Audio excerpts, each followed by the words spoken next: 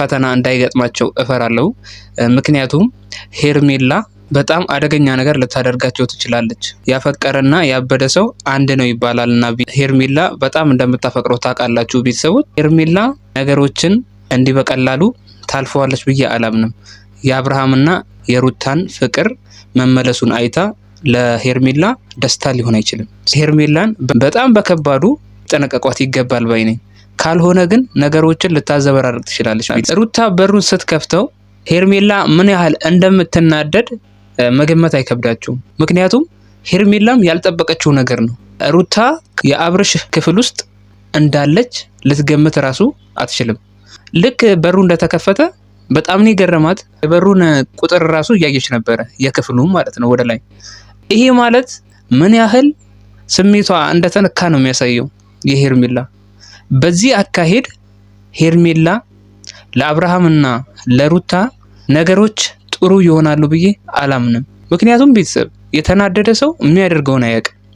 ሩታ ከአብርሃም ጋር ትሆናለች ብላ እንዴትም ልትገምት አትችልም። 100% የራሴ አድርጌዋለሁ ብላ ነው የምታስበው ሄርሜላ። ባላሰበችበት መንገድ አብርሃም ከእጇ አፈትልኮ ሲወጣ ሄርሜላ በምላሹ የምታደርገው ነገር በጣም ያስፈራኛል።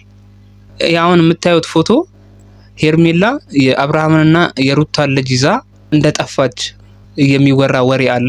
ይሄንን ያየሁት ሶሻል ሚዲያ ላይ ነው ቤተሰብ። እውነት ይሁን ውሸት እሱ አይታወቅም። ያው አብርሃምና ሩታ ሲመጡ የምናየው ይሆናል። ነገሮችን ፈጣሪ ለበጎ ያድርግላቸው አብርሃምና ሩታ።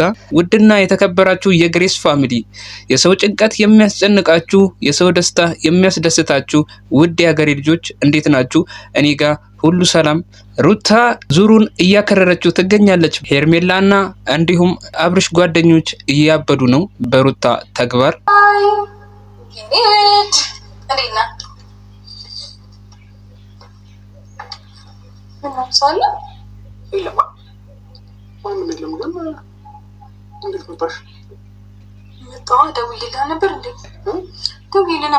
የሩታ ተግባር ነገረ ስራው ሁሉ ተአምር እየሆነበት ነው።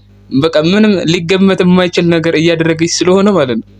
የምታደርገው ነገር ሁሉ ተአምር እየሆነበት ነው። ፊቱን እያያችሁት ነው፣ ግን ግርም ብሎት እያያት ነው ቤተሰብ።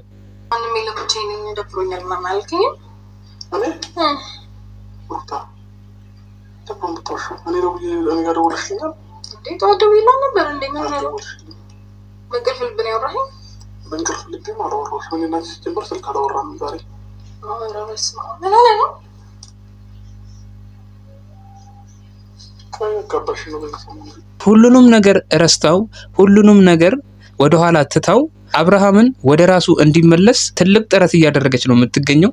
እንደ ድሮ ለማድረግ እየሞከረች ትገኛለች። ይህንን ነገር ደግሞ አብርሽ ቢረዳላት አሪፍ ነው ብዬ አምናለሁ ቤተሰብ። ምክንያቱም ወደ ድሮ ፍቅራቸው ቢመለሱ በጣም ነው የኔ ደስ የሚለኝ። ሩታ የድሮ ፍቅራቸውን ለመመለስ የማትፈነቅለው ድንጋይ እንደሌለ ያሳያል ቤተሰብ።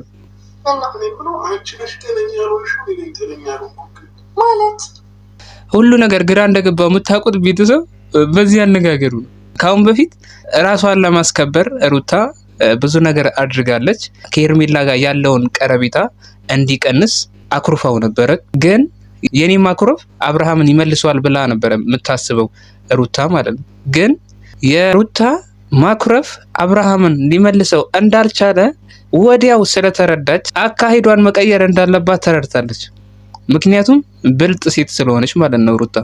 አሁን ኩርፊያውንም ሁሉንም ነገር ትታ አብርሃምን ወደ እጇ የምታስገባበትን መንገድ ነው እያሰበች የምትገኘው። በዚህ መንገድ አብርሃምን ወደ ራሷ እንደምትመልሰው እርግጠኛ ነኝ። ምን አጠፋው ደግሞ? ምንድነው ግራ ማጋባ?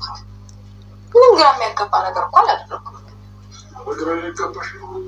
ሩታ ለሱ ያላትን አመለካከት እያወቀ ሩታ በዛው ከሄርሜላ ጋር ስለሆነ አብርሽ አኩርፋ በዛው ትቀራለች የሚል ሀሳብ ነበረው። ለዛም ነው አሁን እየተገረመ ያለው በሩታ ተግባር። ስለዚህ አሁን ሩታ ሀሳቧን ቀይራ አብርሃምን የራሷ ለማድረግ እንደወሰነች ቢቆይም መረዳቱ አይቀርም። ሩታና አብርሽ አንድ ላይ የሚሆኑበት ጊዜ ሩቅ አይሆንም ብዬ አምናለሁ። በዚሁ አጋጣሚ ግን አንተ ምን ሆነህ ነው ሚስተር ኮኒ? በደንብ አላማረብኝም። እንዴት ነው ያማረብሽ? የኔ ሚስት ቆንጆሽልኝ እኮ ነው የሚባለው። እንግዲህ ቤተሰብ ይህ ትልቁ የሴቶች ጥበብ ነው ብዬ አምናለሁ በራሴ። ወንዶችን ወደ ራሳቸው ለማድረግ የማያደርጉት ጥረት የለም እና ይህ መንገድ ይሳካልሻል። ትክክለኛውን መንገድ ነው ያልሽው ሩታዬ። እና አብርሃም እንዲህ እንደተገረመ አይቀርም፣ እንዲህ እንዳፈጠጠ አይቀርም። ወደ ራሱ ይመለሳል በቅርቡ። እኔ እንኳን የወለደች ቀርቶ አሁን እንደኔ እንደዚህ አይነት ሸንቃጣ ሴት ኬት ታገኛለህ? ተመልከተኝ። የምሬ ነው። አውሮብኛል። ሩታ ወልዳም እንኳን ሰውነቷ ምንም አልተበላሽም። ቤተሰብ ቁመኗ እንደዛው ነው። ድሮ የምናውቃት ሩታ ነች። ድሮም ቆንጆ ነች። አሁንም የበለጠ ቆንጆ ሆናለች። ቤተሰብ ምንም ሀሳብ እንዳይገባሽ፣ ሰውነትሽም የተበላሸ ነገር የለም። አብርሃምም ባይነግርሽ እኔ ነግርሻለሁ። ቁመናሽ እንዳለ ነው።